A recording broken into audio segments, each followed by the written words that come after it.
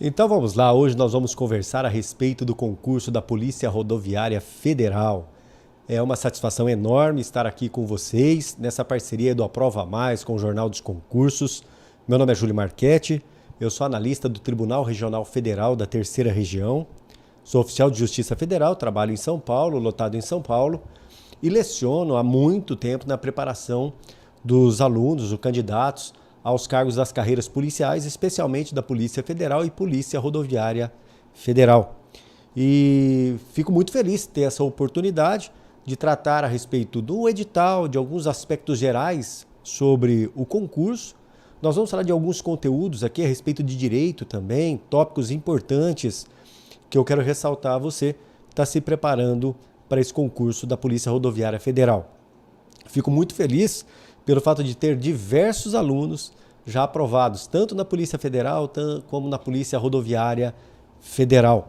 Concurso bem interessante, especialmente levando em conta a provável banca organizadora, que no caso é o CESP-NB. Provavelmente será o CESP-NB que irá desempenhar a função de organizar e trabalhar com vocês na prova da Polícia Rodoviária Federal. Ao menos é essa a expectativa que nós temos. Tá, o que nós vamos fazer hoje? Vamos falar de dados gerais a respeito do concurso, a respeito da remuneração, características da prova, e nós vamos falar, evidentemente, da plataforma Aprova Mais que nós temos, da qual eu tenho orgulho, a satisfação imensa de participar como professor. Fui convidado e muito honrado de participar como professor na preparação do conteúdo de direito penal nessa plataforma, no Aprova Mais, que é uma revolução, na verdade, em relação às demais plataformas que nós temos na preparação para concurso público. Então vamos lá, vamos observar o que nós temos em relação a algumas características, tá? Em relação a algumas características desse concurso. Cargo disponível que nós temos aí, evidentemente, o cargo de policial rodoviário federal. Lembrando que o cargo de policial rodoviário federal é um cargo que não é ocupado por um militar. Na verdade, o regime que nós temos ali é o regime estatutário, é a Lei 8.112, portanto, não estamos falando de cargo militar, não tem característica militar. É cargo das carreiras policiais, mas não é militar, é civil, é regrado pela Lei 8.112, que é o Estatuto dos Servidores Públicos Civis da União, portanto, estatutário. O que nós temos em relação ao concurso que nós nos avizinhamos aí, próximo de ocorrer?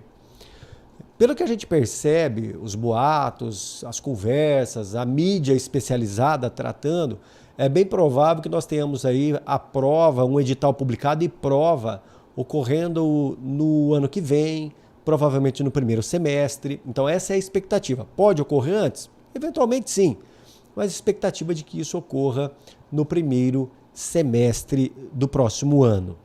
Em relação à remuneração, então vamos lá, eu vou destacar alguns pontos que nós anotamos aqui, tivemos a liberdade de anotar.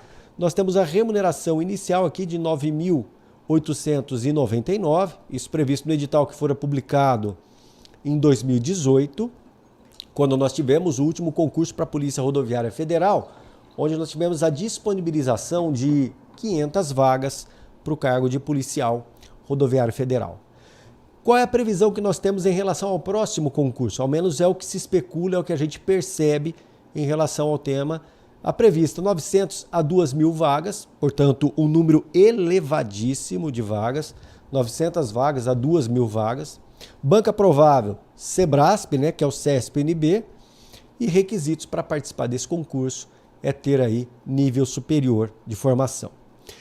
Observando ainda em relação aos aspectos gerais, e aí surgem as notícias em relação ao concurso, aqui a gente destaca o seguinte: há um pedido de 4.360 vagas feitas pela Polícia Rodoviária Federal ao Ministério do Planejamento.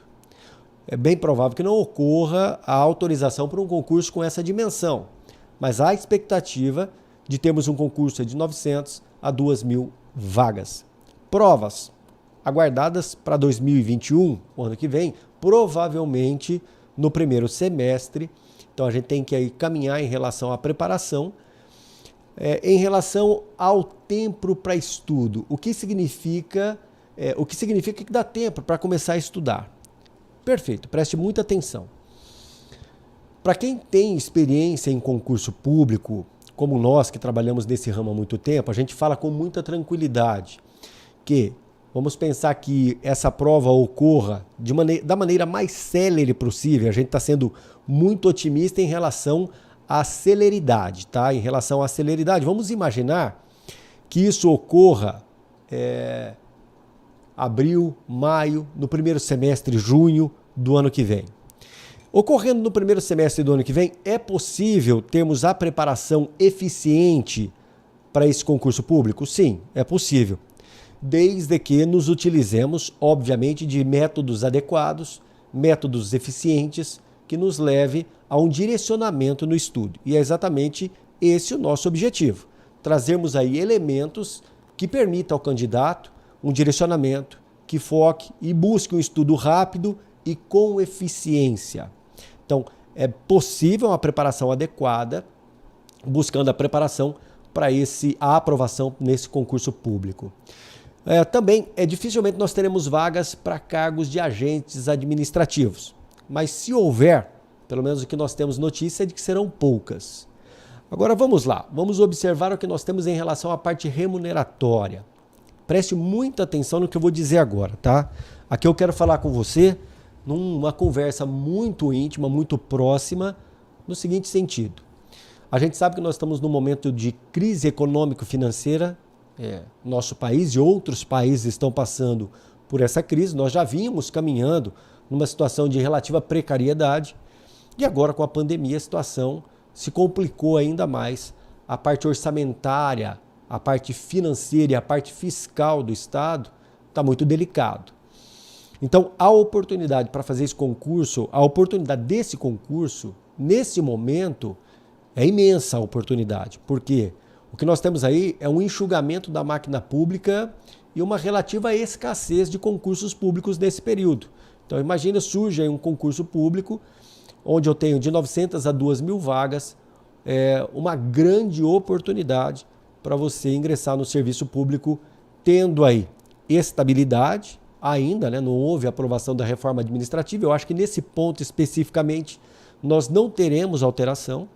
Então temos a estabilidade e uma remuneração absolutamente atrativa, onde o inicial, se a gente observar, o inicial é de 9.899. Mas há um plano ali de ascensão remuneratória, chegando no final da carreira a R$17.000. Nível superior, evidentemente, e fora essa remuneração, chama atenção um detalhe, há um auxílio alimentação, além da remuneração, e para aquele que irá trabalhar na fronteira, há um adicional de R$2.000. Então, aquele que trabalha na fronteira tem esse adicional. Agora, o que eu quero que você entenda é o momento em que nós estamos. Crise econômica, empregabilidade baixíssima, portanto, nós teremos aí uma imensa procura em relação a esse concurso. Daí a necessidade de começar a se preparar o mais breve, se utilizando, evidentemente, de instrumentos hábeis, instrumentos eficientes e que lhe dão condição de, num breve período, se preparar e alcançar a sua aprovação. E o Aprova Mais, ele traz todo esse instrumental colocado à sua disposição. Por quê? Porque é muito organizado, é muito diferente, é um trabalho focado e direcionado para esse concurso de qualidade assim extraordinária. Então, é um instrumento que eu apresento a você como um instrumento diferente. Obviamente que há outros cursos de grande valia também, que a gente sabe, mas o que nós temos aqui é um conteúdo direcionado a esse concurso, onde a preparação é feita com rapidez e muita eficiência. Agora, olha que interessante, se a gente olha para a situação do servidor público hoje, no momento da pandemia, nós tivemos, infelizmente, na iniciativa privada, diversas empresas, muitas empresas, milhares na verdade, que baixaram as portas, que precisaram demitir seus servidores, seus funcionários. Isso em relação aos servidores públicos nós não tivemos. Obviamente que muitos tiveram redução salarial, isso ocorreu sim. Entretanto, a relação empregado e servidores do Estado foi mantido e a remuneração acabou sendo paga mensalmente, religiosamente. Então, a situação não é confortável para ninguém, a gente sabe, mas em relação àquele que está no serviço público, há uma relativa tranquilidade nesse momento de pandemia. Mas vamos lá, vamos voltar àquilo que nos interessa em relação ao concurso público. Então, provavelmente nós teremos a banca CESP-NB, concurso para a Polícia Rodoviária Federal, se avizinhando. Edital provavelmente será o mesmo edital anterior, conteúdo programático praticamente o mesmo. Então nós temos ali uma diretriz para a gente estabelecer o nosso caminho. Isso é muito importante. Tendo a diretriz, a gente tem condição de estabelecer um programa de estudo, nos orientar em relação a isso. Isso é bem interessante. Vamos lá, vamos voltar ao nosso material. Olha, então a organizadora que nós temos, CESP-NB, estilo de prova. Nossa, eu converso com muitos alunos, a gente troca bastante ideia e muitos têm um temor imenso em relação à prova do CESP-NB. Porque a prova do CESP-NB é aquela uma que nós temos o certo e errado, né? Então a gente coloca aqui prova com certo e errado. Você vai julgar o item certo e errado. E se for mantida a estrutura do concurso anterior, o que nós temos? Uma prova composta de 120 itens. Conteúdo programático está aqui do lado, as matérias, tá? Você vai observar, está aqui do lado. Está anotadinho aqui todo o conteúdo programático, pelo menos o rol de matérias que nós vamos encontrar nessa prova. Ali nós temos uma prova composta de 120 itens, tá certo? Então, tem uma matéria composta de 120 itens, onde você irá analisar a prova levando em conta... você irá analisar a prova levando em conta a assertiva, se está certa ou errada, respondendo de acordo com o gabarito oficial, você acerta o item, tranquilo.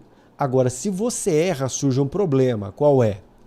Obviamente que esse ponto não será computado, porque você errou, e desconta um ponto que você havia acertado. Então, aquela que você errou, desconta uma acertada. Isso gera um desconforto em relação ao candidato. Ele fica numa insegurança muito grande na hora de responder os itens, na hora de analisar os itens. E o CESP tem uma peculiaridade, tá? Eu vou falar agora em relação às matérias de direito. E eu falo com muita tranquilidade, porque tenho muita experiência na preparação para esse concurso. O CESP, eu digo que a banca ela é sofismática. Em que sentido? Ela traz nas assertivas, ao menos na parte de direito, e isso é comum acontecer, ela traz no início da assertiva uma afirmativa que é de conhecimento ordinário, sem qualquer complexidade e que normalmente está correta. Depois, na parte final, ela incrementa com uma informação um pouco mais sofisticada e o aluno olha aquilo e fala, nossa, esse item aqui ele está tão certo no começo, eu tenho certeza absoluta que ele está correto, mas a parte final eu tenho um pouco de dúvida. Então, nessa parte final é que surge a necessidade de uma atenção redobrada. Por quê? Muitas vezes o aluno, naquela convicção de que a parte inicial está correta, ele julga o item correto e o trechinho final ali está errado. E nós veremos aqui, nós vamos encontrar algumas questões adiante que eu trouxe para mostrar a vocês como é a dinâmica dessa organizadora. Só que, preste muita atenção, quem tem o hábito de se preparar para as provas do CESP-NB consegue ter o feeling, perceber quando essa organizadora está te induzindo a uma afirmativa equivocada. E nós vamos trazer aqui já, e você irá perceber como ela faz isso, como ela caminha nesse sentido, tá bem? Então, muito cuidado na hora de responder as provas do CESP-NB. Eu digo que é a organizadora que eu prefiro para concurso público, porque ela nivela a prova para cima, o nível é elevado, no seguinte sentido, será aprovado no concurso aquele aluno que está preparado, que sabe o que está acontecendo, que tem noção do que está acontecendo ali, tá certo? Então, uma preparação direcionada, não precisa estudar com material denso, material extenso. Não, não. Aqui é o seguinte, é trabalhar de maneira eficiente, obviamente que um material rico, com muita informação, de qualidade, com questões, com interatividade, e ter condição com esse material chegar à aprovação. É isso que nós queremos. Nós queremos reduzir o prazo para a sua aprovação. Porque, olha, a aprovação, ela depende do seu esforço tão só. Fatalmente, se você não se matricular em curso algum e se dedicar ao estudo, você será aprovado. Entretanto, o tempo para aprovação acaba sendo um pouco mais longo. Nosso objetivo é fazermos o quê? É minimizarmos isso. De que maneira? Uma plataforma moderna, eficiente e com conteúdo denso e rico, levando em conta, obviamente, o que nós encontramos na nossa prova. Então vamos lá. Então, prova do CSPB, certo ou errado, tem que trabalhar aí tranquilo, muito de boa, que é que você consegue resolver as questões com muita tranquilidade. Vamos dar uma olhada nesse quadro, porque esse quadro ele nos ilustra trazendo os blocos. A prova ela é dividida em 3 blocos, então são 120 itens dentro de 3 blocos. Bloco 1, ele é composto, conforme está anotado aqui, ó, tá vendo? Bloco 1, língua portuguesa, matemática e raciocínio lógico, informática, noções de física, estatística, geopolítica e história da Polícia Rodoviária Federal. São 50 questões, 50 itens. Pontuação máxima, 50. Pontuação mínima, 10. Tem que acertar, tem que ter pontuação líquida, 10. O que isso significa? Abatidos os erros, você tem que ter 10 pontos positivos ali. Então, você acertou 15, errou 5, qual é a pontuação que você tem? Você tem 10 pontos? Não, não, você não tem 10 pontos. Por quê? Você afasta 5 que você errou, você acertou 10, só que de 5 que você errou, abate 2 acertadas. Abate 1 acertada. Então, muito cuidado, você tem que ter 10 pontos líquidos acertados aqui. Isso em relação também à prova de legislação de trânsito. Agora, olha o que chama atenção em relação à legislação de trânsito. Em legislação de trânsito, nós temos 40 afirmativas, 40 itens a serem julgados. Portanto, 1/3 da prova está aqui. Então, muito cuidado em relação à legislação de trânsito. Matéria de direito, que é o bloco 3, que eu reputo ser a mais tranquila. Por quê? São 30 itens tão só, divididos dentre as matérias. Normalmente a gente tem 5 questões de cada uma delas. 5 questões de cada uma delas. Então, muito tranquila a parte de direito. Lembrando, tem uma pontuação mínima a ser feita. 10 itens, 12 itens e 6 itens como pontuação mínima, tá certo?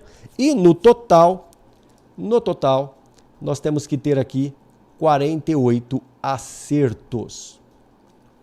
No total, 48 acertos. Então, a gente tem que tomar muito cuidado em relação a esses itens. Eu quero aqui agradecer a presença de alguns alunos que nós temos. No nosso chat aqui a gente encontra diversos alunos. Obrigado pela presença de vocês. Eu tenho a Valdirene, o Carlos, a Thaís. Muito obrigado pela presença de vocês. Eu fico muito feliz. Mas vamos lá. Em relação a esse conteúdo, então, muita atenção em relação à legislação de trânsito. 1/3 da prova está ali. Agora você pode me perguntar o seguinte: professor, é o seguinte, eu tenho que de fato me preocupar ainda mais com qual matéria?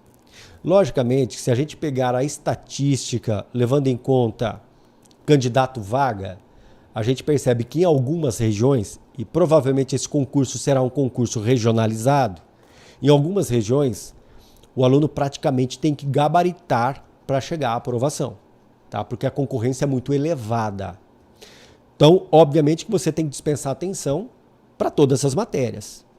Agora, você pode estar me perguntando o seguinte: professor, onde é que há o nível elevado de erros dos alunos nessas matérias? Olha o seguinte, Há 3 matérias que eu sempre percebo nos alunos uma grande deficiência. Matéria de direito, não. Matéria de direito, a maioria dos candidatos que se prepara para concurso de carreiras policiais, eles gostam de direito penal, direito processual penal, direito constitucional, tem certa aversão em relação ao direito administrativo, mas ainda assim conseguem caminhar. Agora, há 3 matérias que eu percebo que há grande dificuldade, pelo menos em relação à maioria. E quais são? São essas daqui: língua portuguesa, matemática e raciocínio lógico e informática. Essas 3 matérias aqui, elas derrubam. Muitos têm um excelente desempenho em direito, em legislação de trânsito, mas chega ali, informática, raciocínio lógico matemático, matemática e português, nossa, é um desastre. Então, a gente percebe que essas 3 matérias aqui são matérias importantíssimas, onde há um índice de erro elevadíssimo. Então, o que eu sugiro? Se dedique a essas 3 matérias de modo que não haja equívoco na sua prova. E aí você já está dando um passo gigante. Em relação às outras, evidentemente, você tem que trabalhar também, tá? Mas supere essas 3 com grande desempenho, que aí fica muito mais facilitado o trabalho em relação às demais. E as demais, por afinidade, você consegue trabalhar bem. Agora vamos lá, vamos seguir aqui, preste atenção. Vamos observar o que nós tivemos no edital anterior, edital de 2018, nós tivemos na parte de direito, e é isso que me interessa aqui agora, direito administrativo, todos os ramos do direito, tá? Nós tivemos aqui 5 questões para cada um dos ramos do direito. Nós tivemos, portanto, 30 questões a serem julgadas pelos candidatos. Nível de complexidade dessas questões, relativamente tranquila. Obviamente que eu estou falando para aquele que se preparou, para aquele que estudou, ele irá perceber que as matérias de direito são matérias em que as questões são relativamente tranquilas. Óbvio que há questões difíceis, sim, senão seria muito mamão com açúcar, não é esse o caso, né? Então nós estamos falando de um concurso concorrido, matéria de direito aqui, eu devo dizer que é necessário que o desempenho seja quase 100%. Vamos dar uma olhada no que nós temos em relação a esses temas. E aqui eu vou trazer à baila, preste muita atenção que nós vamos fazer agora. Nós iremos comentar algumas questões, chamar a atenção a respeito de algumas questões, alguns detalhes que nós tivemos em relação a elas. Vamos lá, primeira questão que nós temos aqui é direito administrativo, uma questão em que o tema abordado é a Lei 8.112, que é o Estatuto dos Servidores Públicos Civis da União. Nosso trabalho aqui será um trabalho rápido, só para chamar atenção a respeito dos detalhes ou do modo de questionamento. Então vamos lá, olha. A responsabilidade administrativa do servidor independe da sua responsabilidade penal, salvo na hipótese de, na esfera criminal, ocorrer a absolvição do réu fundamentada na negativa do fato criminoso e na negativa de autoria. Preste muita atenção. O sujeito, ele comete um fato ilícito, um ilícito. Esse ilícito pode ser um ilícito penal, um ilícito civil e um ilícito administrativo. Essas 3 esferas, elas são independentes. As decisões são independentes. Uma decisão tomada na esfera penal, a princípio não repercute na esfera administrativa. Não é porque o sujeito foi absolvido em âmbito penal que será obrigatoriamente absolvido em direito administrativo. Exceto em 2 ocasiões. Se no processo penal, ele for absolvido por negativa de autoria ou por inexistência do fato, essa decisão penal repercutirá em âmbito administrativo, levando à absolvição em âmbito administrativo. Então vamos lá, vamos à assertiva. A responsabilidade administrativa do servidor independe da responsabilidade penal, salvo na hipótese de, na esfera criminal, ocorrer a absolvição, que é o que nós acabamos de destacar. A absolvição fundamentada na negativa do fato criminoso. Aqui é inexistência ou negativa do fato e não do fato criminoso. Perceba que não há um adjetivo aqui. Ou negativa de autoria. Esse item, ele foi, num primeiro momento, julgado certo pela organizadora. Entretanto, ele deveria ter sido julgado incorreto. Por quê? Porque a inexistência do fato repercute em âmbito administrativo e não a inexistência do fato criminoso. E por quê? Eventualmente, o juiz, no processo penal, fala: fato criminoso não houve, o que não impede a existência de um ilícito administrativo. Agora, quando ele diz o fato não existiu, se o fato não existiu e é um só, não existiu aqui no processo penal e também não existiu lá no processo administrativo. Essa questão, ela foi inicialmente julgada correta, mas diante de recurso, ela foi anulada pela organizadora. Entretanto, o que a gente deve perceber no CSPNB? Na prova anterior, foram anuladas 12 questões. Olha o número elevado de anulação que nós tivemos. E esse é um caso. A questão de número 91 foi anulada. Vamos lá, nós temos uma outra questão bastante interessante que fala a respeito do ato administrativo. Ou seja, ela vem e diz: a inexistência da matéria de fato, quanto à sua inadequação jurídica, configura vício de motivo. O ato administrativo, ele tem requisitos ou elementos. Quais são? Competência, objeto, motivo, finalidade e forma. O motivo está aqui.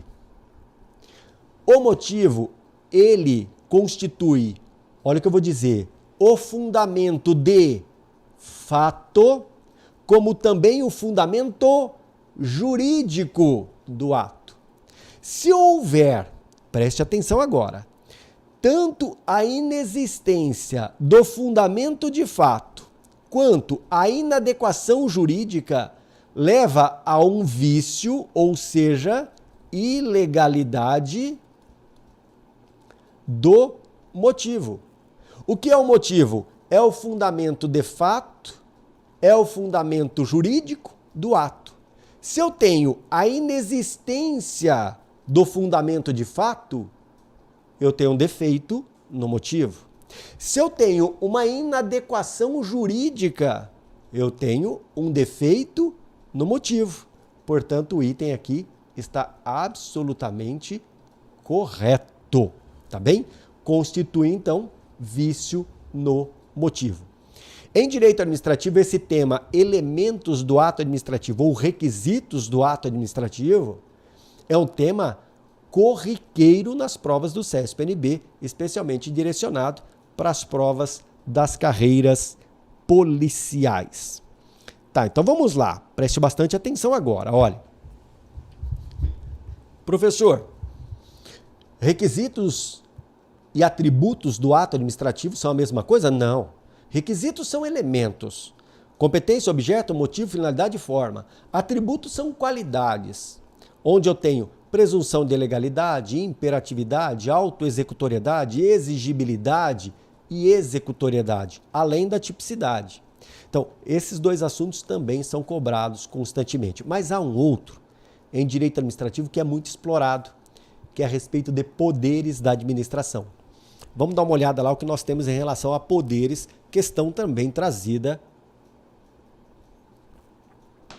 na prova anterior. Tá? Deixa eu beber um pouquinho de água aqui. Então vamos lá, dê uma olhada aí, enquanto eu bebo água, dê uma lida na questão que nós temos ao lado.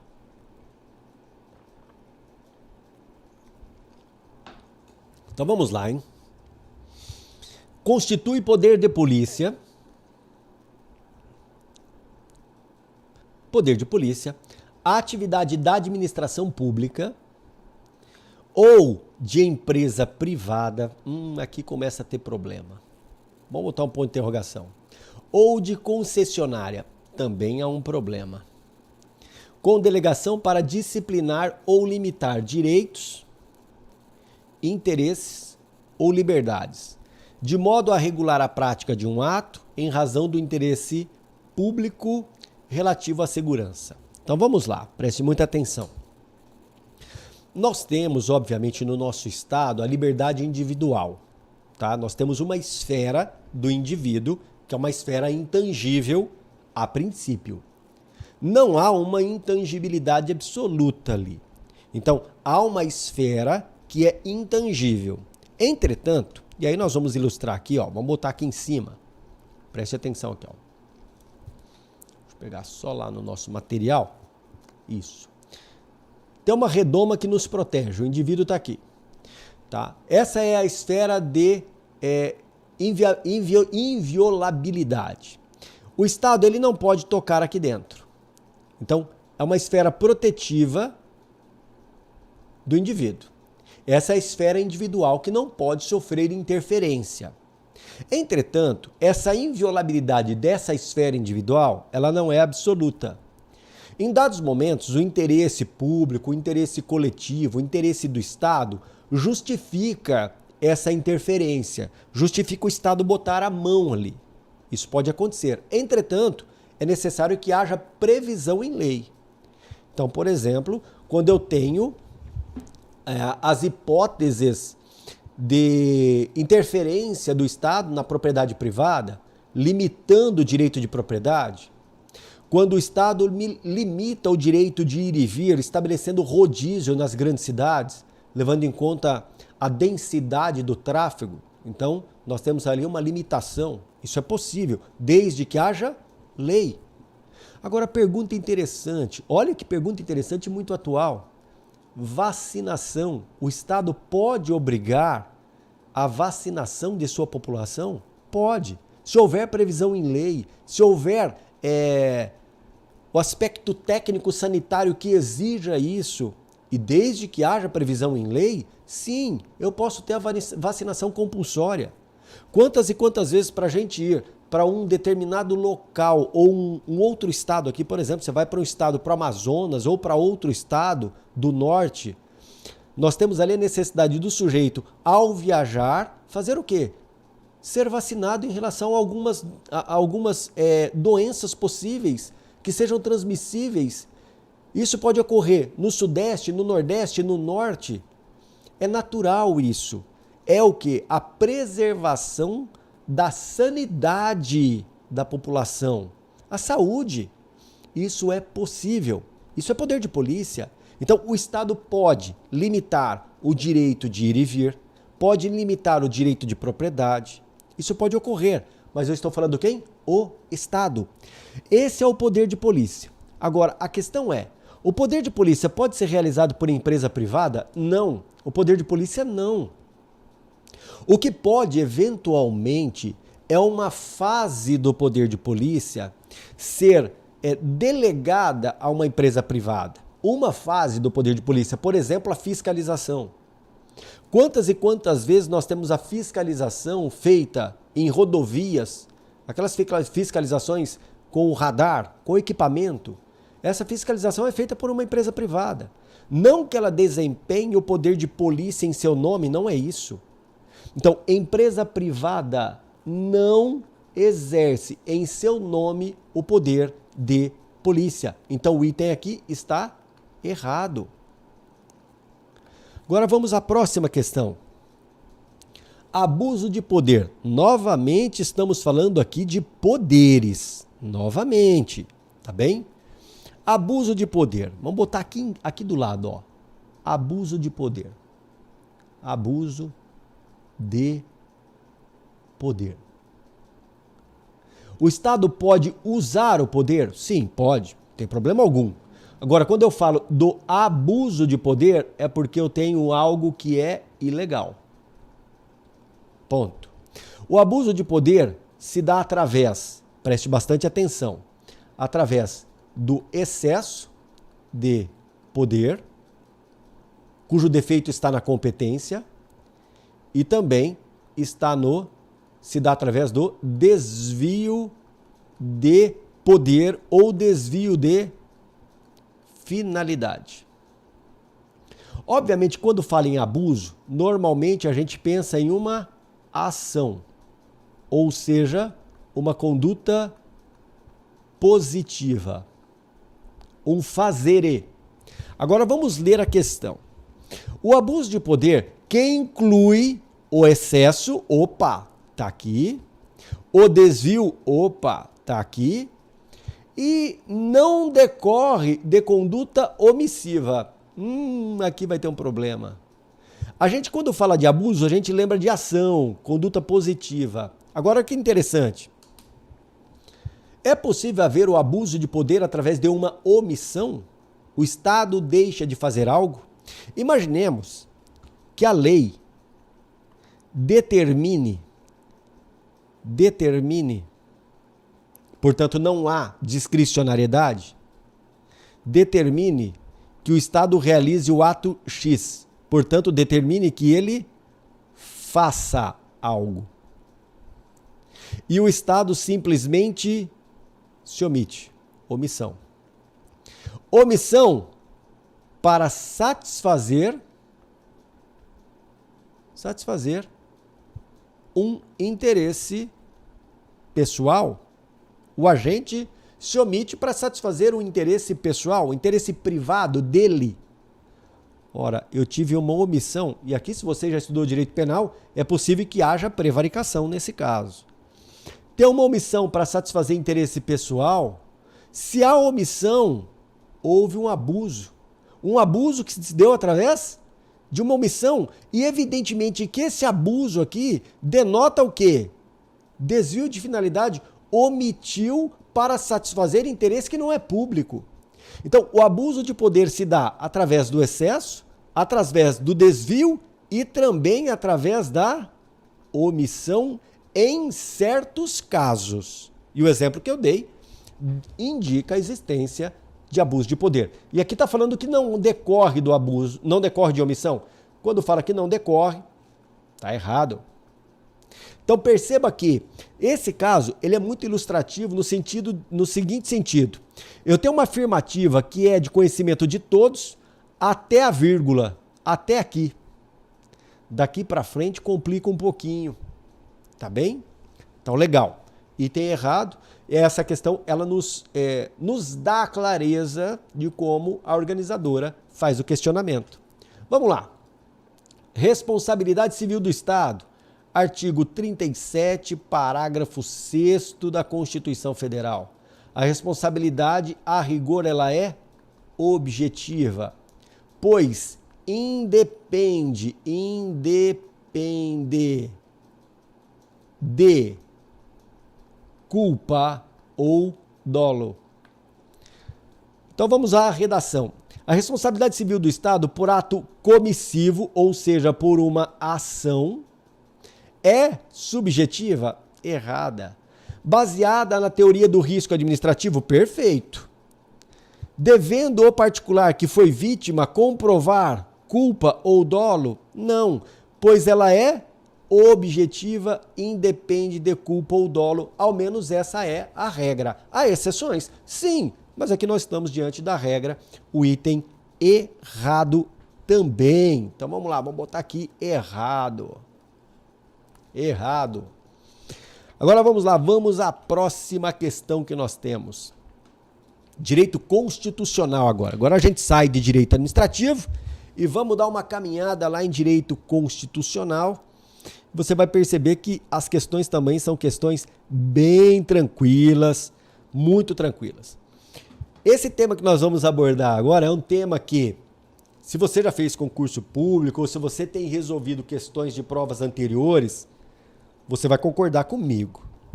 É um tema que é constantemente cobrado. Em qualquer concurso cai isso daqui. Então vamos lá. Esse tema que nós temos que está em direito constitucional, é um tema que ele imbrica com direito administrativo, tem uma relação próxima com direito administrativo, pois está tratando do quê? Intervenção do Estado na propriedade privada. É isso que nós vamos encontrar ali. Então vamos lá. Não vou nem ler o comando, né? Nós vamos aqui já direto. Em caso de iminente perigo público, a autoridade pública competente poderá usar a propriedade particular desde que assegure a consequente indenização, independentemente, olha, vamos grifar, independentemente da comprovação de dano, que nesse caso é presumido. Aqui nós estamos falando de um tema que é chamado de requisição administrativa. Então, por exemplo, eu tenho um prédio e o prédio vizinho está em chamas. O bombeiro, ele pode ingressar no meu prédio para prestar socorro? Pode. Pode causar dano no meu prédio? Pode. Obviamente que o dano será indenizado. Esse tema ele é expresso no texto constitucional. Observe o que eu trouxe aqui. Eu trouxe o artigo 5º, inciso 25, que diz o seguinte: no caso de iminente perigo público, perceba, olha, a redação ela vem caminhando bem da questão, vem caminhando tranquila, vem caminhando tudo certinho, até aqui. Em caso de iminente perigo público, a autoridade competente poderá usar de propriedade particular. Tá aqui, ó. Até aqui, tranquilo. Assegurada ao proprietário indenização ulterior, ou seja, depois de utilizar, vai pagar. Só que paga se houver dano. Agora, olha o que nós temos expresso ali. Desde que assegure a consequente indenização, independentemente da existência do dano, errado. Desde que haja o efetivo dano. Portanto, item errado. Questão também bem interessante, só que a literalidade resolve. O problema nesse momento é o sujeito que está fazendo a prova lá de maneira assodada, de maneira apressada, sem a devida atenção e se equivoca em relação a alguns temas, tá bom? Se equivoca em relação a alguns temas. Então vamos lá. Vamos à próxima. Policial rodoviário com mais de 10 anos de serviço público pode candidatar-se ao cargo de deputado federal, devendo, caso seja eleito, passar para a inatividade. Errado. Essa regra não se aplica ao policial rodoviário federal, porque essa regra é direcionada ao militar, conforme estabelece o artigo 14, parágrafo 8º, e o policial rodoviário federal, ele não é militar, ele é civil. Então, item também errado. A outra questão que nós temos é uma questão relativamente extensa, tá bem? Então, o que eu vou fazer aqui? Não vou ler todo o texto, porque não é necessário. Nós temos uma situação aqui em que policiais realizaram uma prisão em flagrante. Tá. Os policiais, quando diante de uma situação flagrancial, o policial ele é obrigado a prender. Correto? É obrigatório. Então ele é obrigado a aprender. Situação flagrancial, o flagrante é obrigatório. Vamos ler aqui. Eu não vou ler nem o comando porque não é necessário. Quanto ao sujeito ativo da prisão, quem é o sujeito ativo? É o policial. O flagrante narrado é classificado como obrigatório? Sim. Agora na sequência. Hipótese em que a ação de prender e as eventuais consequências físicas delas advinda, em razão do uso da força, se encontram abrigados pela excludente da ilicitude, denominada exercício regular de direito? Errado. Se o policial causa uma lesão corporal, por exemplo, na hora de fazer a prisão, ele está, obviamente, que a força é empregada de maneira moderada e necessária, não há exercício regular de direito. O que nós temos aqui é o estrito cumprimento do dever legal. Portanto, nessa parte final, a questão está errada. Mais uma vez, correto até ali, a parte final errada. Vamos à próxima, tratando de direito penal. A norma penal deve ser instituída por lei. Sim, princípio da reserva legal, que está aqui, ó. Princípio da reserva legal. Razão porque é proibida em caráter absoluto. A analogia, errado. A analogia, ela é permitida em benefício. Em malefício, não. Em prejuízo, não. Então, a analogia é permitida em direito penal? Sim, ela é permitida, desde que em benefício. Em prejuízo, não. E esse tema nós tratamos na nossa aula, onde eu trato de parte geral de direito penal, no Aprova Mais, a gente detalha, é um material muito legal, com bastante elementos, com bastante informação, mas um material relativamente enxuto, não é um material denso, não. É um material enxuto onde a gente traz ali o que interessa para o nosso estudo. Então, a analogia, ela é permitida em benefício. Portanto, ela não é proibida em caráter absoluto, tá certo? Porque admite se a analogia em benefício, item também errado. Agora vamos lá, preste muita atenção. Olha, nós caminhamos aí nessas questões, o que eu fiz questão, qual foi o meu propósito aqui, a minha proposta foi trazer para vocês, o espírito das questões, a substância, o modo em que o CSPNB faz o questionamento. O nosso concurso, ele é composto, evidentemente, de diversas fases. Eu tenho aqui a prova objetiva, uma prova discursiva, que normalmente é uma dissertação, tá? O TAF, exame médico, avaliação psicológica, avaliação de títulos e investigação social. São essas fases que nós temos aí no nosso edital. Agora vamos lá, o Aprova Mais. Eu quero que você depois analise o que eu tenho aqui nesse quadro, tá? Volte, dê um pausa ao vídeo aí, analise, que você irá perceber que no Aprova Mais é uma plataforma muito diferente daquilo que você está habituado, onde o material, ele é um material muito substancioso, conteúdo, e aí eu falo, eu conheço os outros professores, os outros materiais apresentados, mas eu vou falar da minha matéria de direito penal. Material substancioso, enxuto, com aquilo que é útil para o seu concurso. Não tem nada que vai além daquilo que é necessário para a sua prova. E de maneira muito organizada, um desenvolvimento ali onde os profissionais que trabalham com essa plataforma são profissionais que conhecem o ramo de concurso público, estudaram muito para desempenhar esse modo de trabalhar, esse modo de direcionar o aluno. E eu tenho certeza, eu te trago isso com toda certeza absoluta, com toda certeza. É um trabalho muito eficiente e focado e com muita rapidez você irá alcançar aí a sua aprovação. No quadro nós temos um cupom 10% de desconto, deixa anotadinho aí, mais uma vez volte e veja, só que esse cupom será disponibilizado para quem? Para os primeiros 300 alunos do curso.